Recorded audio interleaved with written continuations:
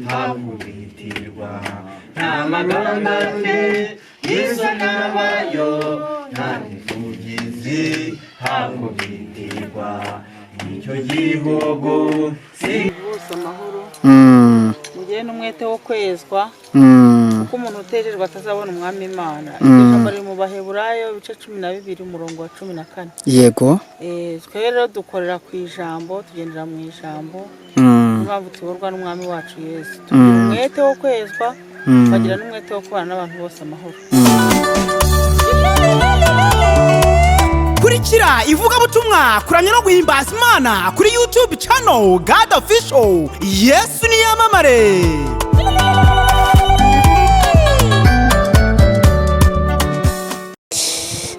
Okay, rero uri kwitegereza akaba ari Mama Arnaud.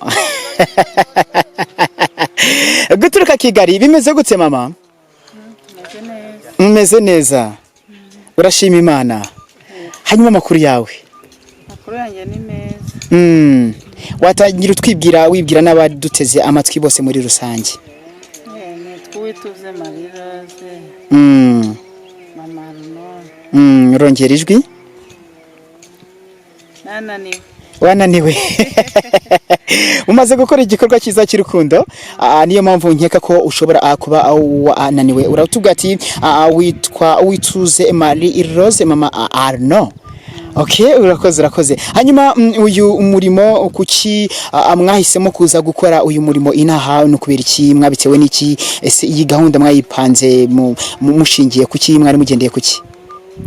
Iyi gahunda twayipanze dushingiye ku rukundo. Groupe yacu dukorera mu rukundo. Groupe y'abanyamasengesho dukunda umurimo w'Imana. Yego. Tuyikorera ahantu henshi hatandukanye nagara ngaha twahisemo honyine. Wenda nuko we ari hano duhuriye.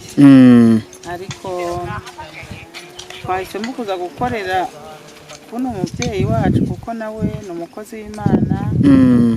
Yajyaga byigisha imirimo y'urukundo kuva na kera. Rero twashatse kugira ngo tuze kumuha amaboko. Kubitira akabyizi nyine muri iyi minsi. Okay, mwashatse kumukubitira akabyizi. Ninde perezida w'iyi korali? Nanjye ngo ni korali ni groupe Urufatiro mubare mwo kabyara mwe. Iyi groupe ninde wiyoboye yihagarariye ninde perezida wayo? Byenje nago dukunda kubivuga cyane. Nago mukunda kubivuga cyane. Twese dukorera hamwe nta buyobozi buturimo. Ariko ni ngiye wayitangije. Banumva ngiye cyubahiro ari icy'Imana. Icyubahiro ni icy'Imana. Imana niyo muyobozi wacu niwe nyirayo. Mumaze imyaka ingahe mukora iyi gahunda? Mwatangiye gihe ki? Twatangiye kera ndumva tugiye ubundi iyi gahunda twayitangiye kera. Muri za corona. Muri covid. Niho mwatangiye kino gikorwa. Dukora ahantu hatandukanye, Musanze tujyayo. Waciye za Kigali abinahabazayo natwe tukazayo. Ahantu henshi cyane. Kubera yuko hari ijambo rivuga ngo mugire umwete wo kubana n'abantu bose amahoro. Mugire n'umwete wo kwezwa kuko umuntu utererwa atazabona umwami Imana. Ijambo riri mu Baheburayo bice 12 umurongo wa 14. Yego. Twe rero dukorera ku ijambo tugendera mu ijambo mpamvu tuborwa n'umwami wacu Yesu tugira umwete wo kwezwa bagira n'umwete wo kubana n'abantu bose amahoro. Ntabwo ari ukuvuga ngo twaje gukora mu kuyu mukecuru kuko ari umuntu twabanye cyangwa tuziho uburyo bwo gusenga. No mu bitwa wenda baba banzi bacu naho twajyayo tugakora. Ntabwo tugira umupaka wo gukorera umuntu runaka kandi nta nubwo tugomba kukubwira ngo tuzaza kugukorera igikorwa cy'urukundo runaka. Twebwe ahantu tugiye tuyijyanira ibintu byose byuzuye. Dushaka kwitwarira amasuka n'imbuto tukagenda n'ahantu twamenya ati none ubona hakwera iki tukakihahinga. Cyangwa twabona ahantu hakwiye kuba inzu runaka imeze cyangwa tukaba twayubakira umuntu. Bese ntago tugomba no guteguza. Imana yatwigiriye ko tuzagiza twihera impamvu. Nta nubwo dusaba itike. Nta n'umuntu duca amafaranga. Ahubwo Kristo atwihera ibikwiriye byose byo muri uru rugendo. Kuko nyine umuyobozi wacu we yifitiye ibihagije byose. n'abandi twishakira ibyaza ejo turamutse twinjiye muri gakondo y'ijuru. Yego. Mugire umwete wo kwezwa, mugire umwete wo kubana n'abantu bose amahoro, ndetse umuntu ushaka Imana nawe agomba kwerekana nayo ko hari icyo wakoze wishakisha. Muri ubwo buryo twebwe tugendamo ntabwo ari ibintu. Anganguko rero aravuga ati oni imama no avuga ati twebwe ni muri ubwo buryo dukoramo tubikora tubikunze kandi tubikuye ku mutima. Naho ndiro uri kubasangiza aya makuru ni ikati official nakubwira ati aho uri hose komeza ugubwe neza kandi wakire Yesu mu mutima wawe. Icyambere nuko wakihana kuko bo baravuga ati twebwe tugomba gukorera hamwe mu bumwe. Rero twabitangije muri iyi covid ariko kugeza amaginga nga turakataje nta gusubira inyuma. Byose rero katuze tubaze nyine iherezo ry'ibi nimba bashobora kugarukira cyangwa se bashobora gukomeza byose araze adusubize ni mu kanya gato. Hanyuma mama uru rugendo mufite ese murateganya kurusubikira ahanga cyangwa se bihagaze gute muri makeya muzagarukira cyangwa ni paka gukomeza? Muri wacu turakomeje kugeza ku herezo ry'ubuzima. Ubu ntago muzarambirwa mu kamera nk'abandi bagira imbere bakabivamo.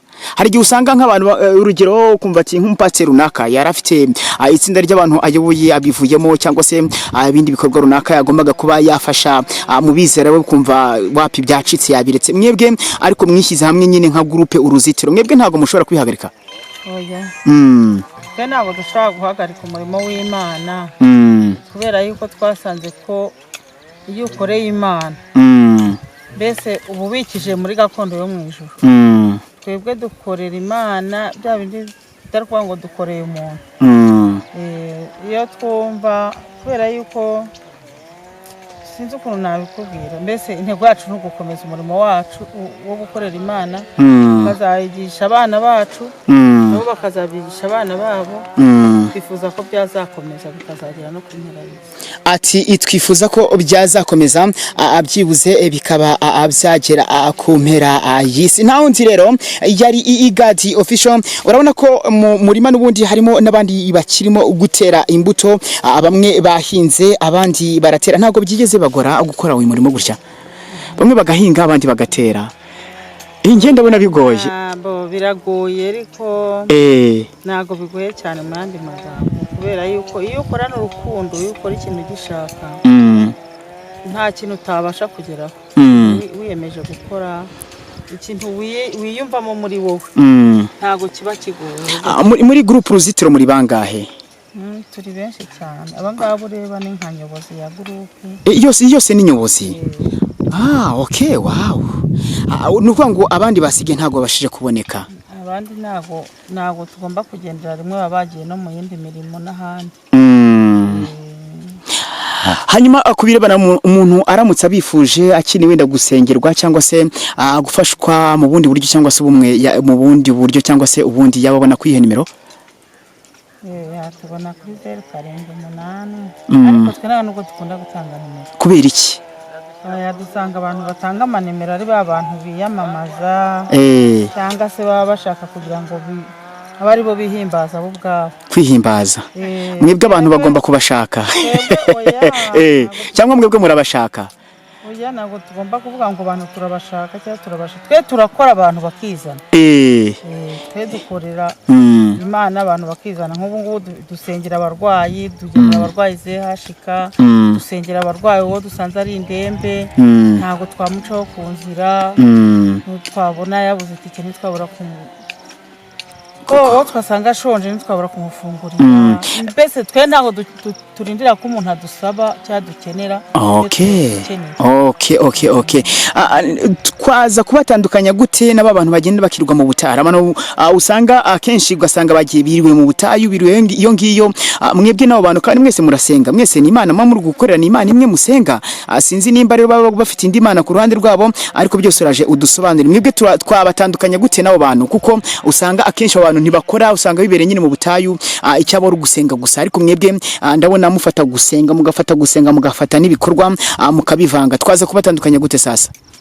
Birumvikana ni ikibazo mbajije wumva cyumvikana ko ibanda nyamwinshi. Ukuvuga ngo twebwe ntago turi imburamukoro. Dufite imirimo dukora, dufite dufite akazi gasanzwe twarize dufite amashuri bose ni abantu babize biranagaragara kuko ntago mwaturuka za Kigali ngo abandi baturuke za Musanze iyo ngiyo n'abantu bafite ubushobozi ni abantu twamenye Imana icyari yego ntago ari ukuvuga ngo umuntu ufite ubushobozi no gukorera Imana utabufite yagira umutima wo gukorera Imana ni ukuvuga ngo nta muntu kandi n'umwe utakorera Imana kubera ko n'udafite icyo afite yagira ikindi kintu aba ashoboye no kuba yaterura no wafata isuka no kwagira ite ntabwo wavuga ngo nuko ngo wenda uri i Kigali ngo ntiwahinga kandi twese twaravukiye mu gihugu kirimo umwuga wo guhinga ni ukuvuga ngo twebwe dutandukanye cyane na bariya bo mu butayu kuko twebwe ntabwo dusabiriza ntituri imburamukoro ntituri babandi ahubwo harimo umwe mu bacu n'umugabo mureba yitwa Viateri tweze kujya gusenga dusanga abantu bagenda basabiriza tubabwira ijambo ry'Imana tubanababwira gutaha bakajya iwabo gukoresha amaboko yabo ubwo rero abantu b'imburamukoro twe ntabwo tujya tugendana nabo ahubwo tubayobora inzira zo kuba bakoresha amaboko yabo ndetse n'umva wenda ari umukene cyane akaba yajya gusaba n'akazi ubwo buvuze ngo abandi kugira ngo agire icyo abona agera habonetse nk'umukene ashobora kuza akavuga ati mu akazi akaba yabona iki bikorwa yakora angaye nguko rero dusa n'abagana ku musozi w'ikiganiro cyacu gira byibuze ijambo rimwe ubwira abari baduteze amatwi muri yombi cyangwa se nk'umurongo umwe muri Bibiliya ushobora kubafasha kuko mbona ko ari naki gikorwa murimo Imana ishimwe cyane umurongo nabaha uri muri Yesaya 50 umurongo waho wa 7 uravuga ngo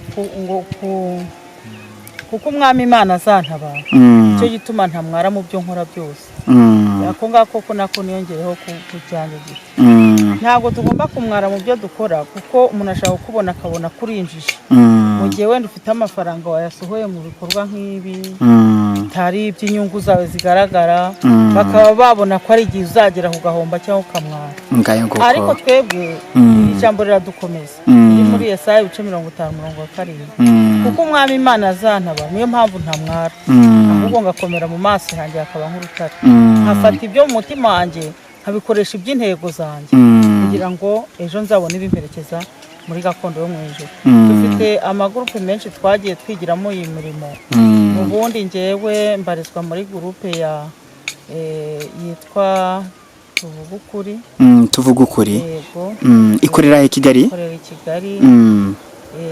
nkakorera mu yindi gurupe yo muri Twin Group iyoborwa na Safari Areserje dukorera n'ahantu henshi mu gihugu no hanze y'igihugu dufite abantu hanze y'igihugu abo ni abantu baba baratubanjije bagiye batwigisha gukorera Imana twasenganye n'uriya mugabo witwa Theo uriya twitaga inzahari mwarasenganye yego twasenganye muri iyo gurupe abo ni abantu bagenda badutreninga ibikorwa runaka noneho wabona ibikorwa byiza bagezeho wareba noneho nawe ibyo wumva wagezeho n'abandi n'ubwo buryo twumva twatreninga abandi natwe twagenda twamamaza ubutumwa bwiza tukaba twagenda dukora ibi bintu birimwe inyungu kuko dukorana n'Imana ifite imirimo n'ibitangaza turabanyamashyengesho twebwe ubwo uvuze ko harimo inyungu abantu ntibagira ngo wenda muca amafaranga twebwe inyungu tubona ni uko tubona ko hari Imana igendana natwe yego igakorana natwe mbese Imana ibasha kuhindura amateka ku buzima bwacu iyo ngiyo niyo twakurikiye ko gukorera Imana tubona nta gihombo kuko twe turabanyamasengesho niba ushaka gusengera umuntu agakira ukabona abashima Imana ibyo ni ibintu twumva ko ari inyungu kuri twe amafaranga ahubwo twe tuyafite twayaguha niyo mpamvu nta n'ikibazo cyo gutanga nimero twagira ndagira ngo wenda twebwe twanze gutanga nimero kugira ngo wenda tutazabazwa andi makuru ariko icyiza twebwe hari uburyo twumva twakoramo butari babandi biyamamaza basaba amafaranga cyangwa bashaka kwihimbaza niyo mpamvu nabanje kukwimanira ariko naziguha kuri 0784 3 ubwo nyine niyo watubazaho ushaka ko tugusengera cyangwa se ko tugishize n'inama wumva wakorana natwe iyo nimero watubazaho. Urakoze cyane rero munyemerere aduhinire ahangaha turaza kuba twasimbukira no kuri uwo mukecuru no tumubaze uko gahunda zimeze nuko yabyakiriye byose ni mu kanya gato.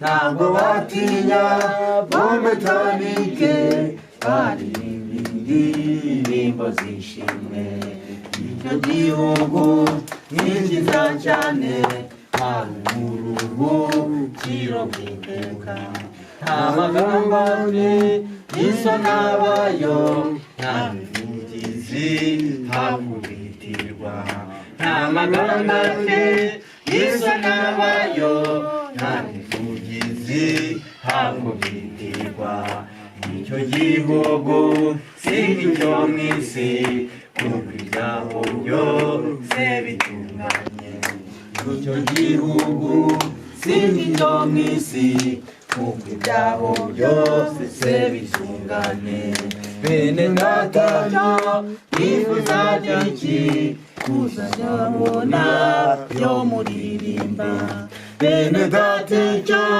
bifuza iki kuzajyabona yo muririmba bene data bifuza iki kuzajyabona yo muririmba icyo gihugu singicyo mu isi kuko ibyaho byose bitunganye nta magambo y'iso n'abayo nta mivugizi hakubitirwa nta magambo y'iso n'abayo nta mivugizi hakubitirwa icyo gihugu singicyo mu isi kuko ibyaho byose bitunganye bene data bifuza iki kuzajyabona yo muririmba bene data bifuza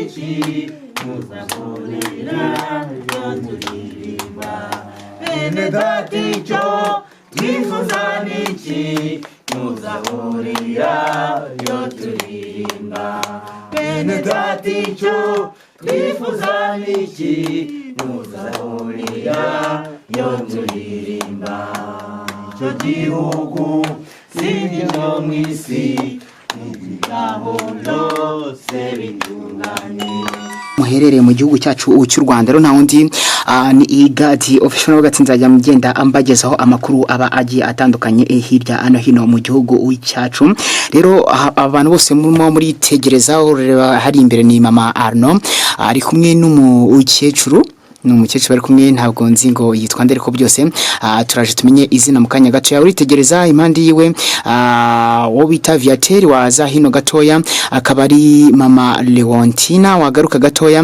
akaba ari nde papa Theo Eugene wagaruka hano gatoya ninde ni Zefania wagaruka hano hari umusore ninde ni Jafeti ubwo rero tugarutse kuri iyi side ya hano hino iburyo bwa mama Arno uritegereza uri papa ninde ni Nzayisenga Pierre wagaruka hano ho gato yawe ingu turumwe ni Munyaneza Celestina rero akaba ari we Munyaneza Celestina usanzwe mwumva nituza hano ho gatoya mukobwa turi kumwe nawe yitwa ni Leontina bari mu gikorwa cy'izero cy'urukundo igikorwa cyo gufasha igikorwa cy'umutima mwiza nkuko nubundi ibyanditswe muri Bibiliya reka byibuze tuze twumve mama Arno mbere yuko tugira icyo tuvuga agire isomo usomera nkuko gahunda azabo zihagaze nongewe andi igadi official turagaruka mu kanya gato.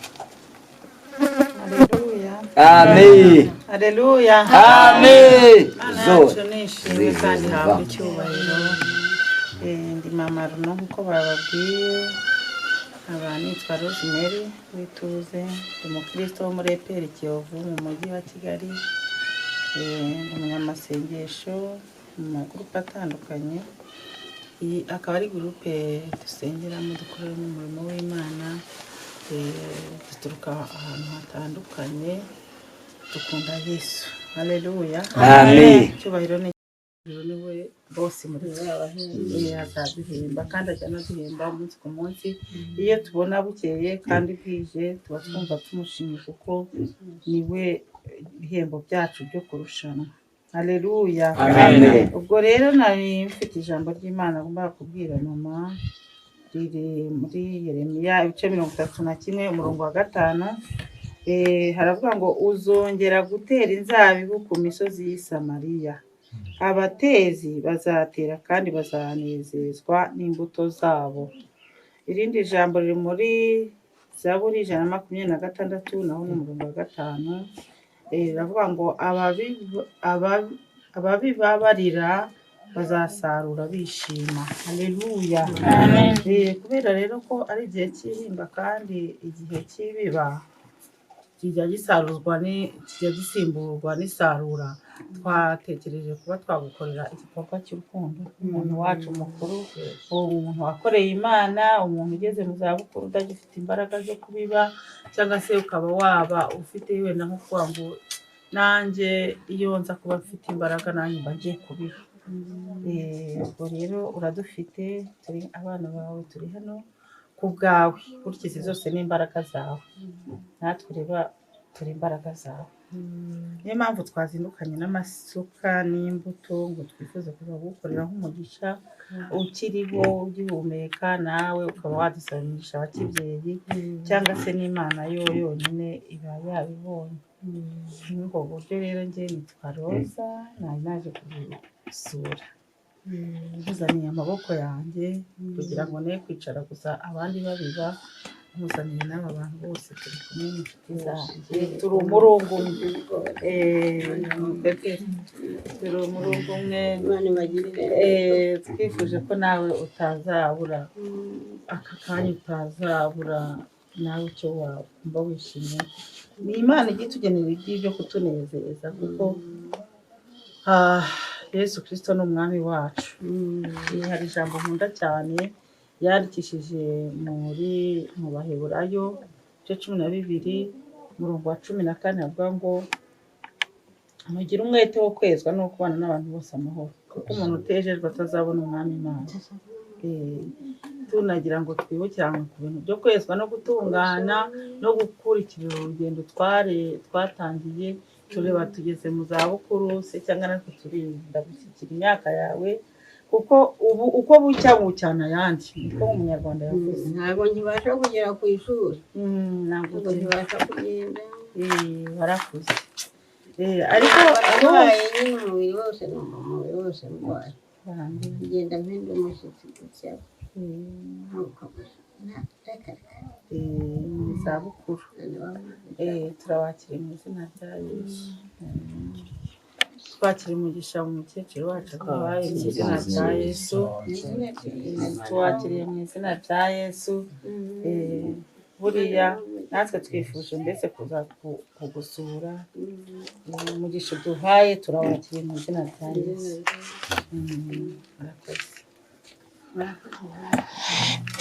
ngahe nguko rero baravuga ati twebwe imigisha uduhaye, hanyuma mama amaze kutugezaho iryo somo, ariko byibuze reka tuganize umukecuru nawe twumve uburyo abyakiriye muri kino gikorwa cyiza tumaze cyangwa se bamaze gukora nka groupe Uruzitiro muri rusange. Mama kaka bite amakuru? ni meza. Witwa nde? Iracyahumeka. Imana ishimwe kandi habwe icyubahiro. Ati ndacyahumeka. Nireba ngo akoreshe kugira ngo byibuze ugeze magenga ngaho ugihumeka, ugikomeye, mu gihe abandi bari mu rungano rwe bashobora kuba baratashye. Ufite nk'imyaka ingahe? Ntabwo yizi. Iri nko mu ijana uko biri kose ngiranyije, cyangwa 90 n'ingahe gutyo.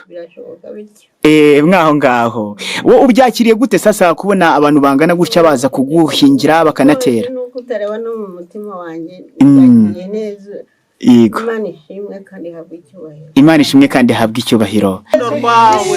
Ushimiye kuri uwera, ushimiye ko Mana ari wowe utanga ababyeyi, ushimiye ko ari wowe utanga ababyeyi. Twaje mu byuma byakozwe n'abana b'abantu, uraturinda, utweretse ibyishimo bye, natwe turagushimiye Yesu. Tugiye gutandukana rero, usigarane nawe kandi ukomeze kubana nawe, mwuka w'Imana akomeze kumubaho cyane, kandi natwe twese ukomeze kugendana natwe. Ubwo uzaza duhanye gahunda y'uko tuzaza aho ngaho Yesu, duhanye gahunda mu bikari byawe, duhanye gahunda y'uko tuzaza aho ngaho iwacu, aho ngaho wagiye kudutegurira. Udukomereze ubugingo Kristo ku gishura cyawe, dukomereze ubugingo kugira ngo ejo bundi uzahamagara ifere ya mbere mu gikari cyawe Yesu. Urakoze kuko twemereye, urakoze kuko twumvishije, mu izina rya Yesu. Amen. Imana igumugisha cyane.